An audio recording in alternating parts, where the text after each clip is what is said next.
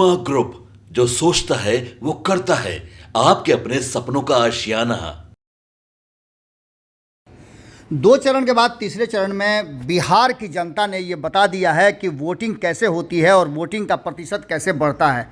आपको बता दें कि सुबह से ही लंबी लंबी कतारें लगी हुई है। हमने आपको सुबह ही बताया था कि जो हमारे पास रिपोर्ट है, उस रिपोर्ट के हिसाब से बिहार की जनता इस तीसरे चरण के 5 सीटों पर भारी संख्या में मतदान करने उतरी है। जैसा कि आप पहले से आपको पता है कि झंझारपुर, अररिया, खगड़िया, मधेपुरा और सुपौल में आज मतदान हो रहे हैं और इस तीसरे चरण के मतदान में कुल 54 उम्मीदवारों के भाग्य का फैसला होना है, जिसमें से 51 पुरुष और 3 महिलाएं हैं। आपको बता दें कि इस बात को लेकर के हम शुरू से ही लगातार ये चर्चा कर रहे थे कि इस बार के वोटिंग प्रतिशत पहले और दूसरे राउंड से अधिक हो सकते हैं, क्योंकि लगातार इसके लिए चुनाव आयोग से लेकर के राजनीतिक दल के नेता और हमारे द्वारा भी लगातार ये बातें आग्रह की जा रही हैं कि आप अपने पोलिंग बूथ पे जरूर जाएं और अपने मताधिकार का प्रयोग करें। हमने पहले भी आपको बताया था कि 98,60,000 से ज़्यादा मतदाता अपने मताधिकार का प्रयोग करेंगे। इसके साथ साथ 11 राज्यों में 93 सीटों पर और भी चुनाव होने हैं, जिसमें कई दिग्गजों के भाग्य का फैसला होना है। आपको बता दें कि वोटिंग प्रतिशत भी हमारे पास आ गया है और सुबह 9 बजे के बाद जो वोटिंग प्रतिशत और रुझान है वो साफ बता रहा है कि इस बार जो तीसरे चरण का मतदान होगा वो बेहतर होगा अन्य चरणों से और 2019 के रिकॉर्ड को भी ब्रेक कर सकता है।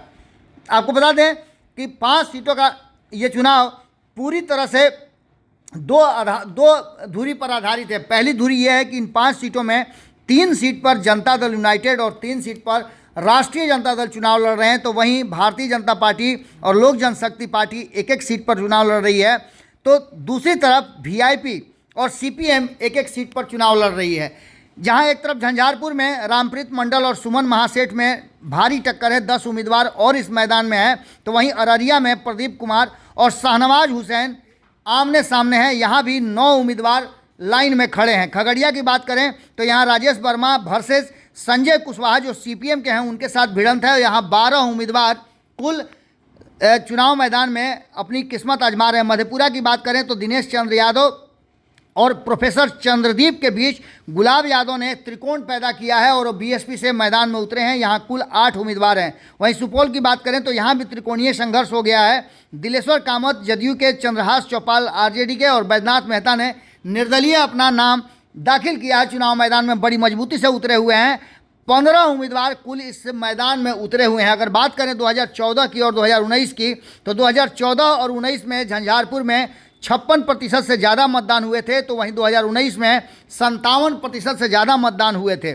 बात करें अररिया की तो यहाँ 61% से ज़्यादा मतदान हुए थे, तो 64% से ज़्यादा मतदान 2019 में हुए थे।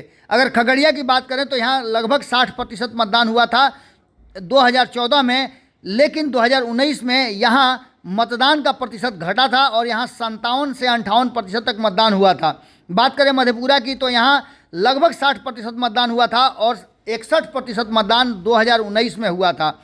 वहीं अगर बात करें सुपौल की तो यहाँ 63% से ज़्यादा मतदान हुआ था, तो 65% मतदान 2019 में हुआ था। अभी जो हमारे पास 9 बजे तक के आंकड़े आए हैं उसमें बिहार में कुल 11.03% मतदान हुए हैं, जबकि झंझारपुर में सबसे कम 6.71% हुए हैं।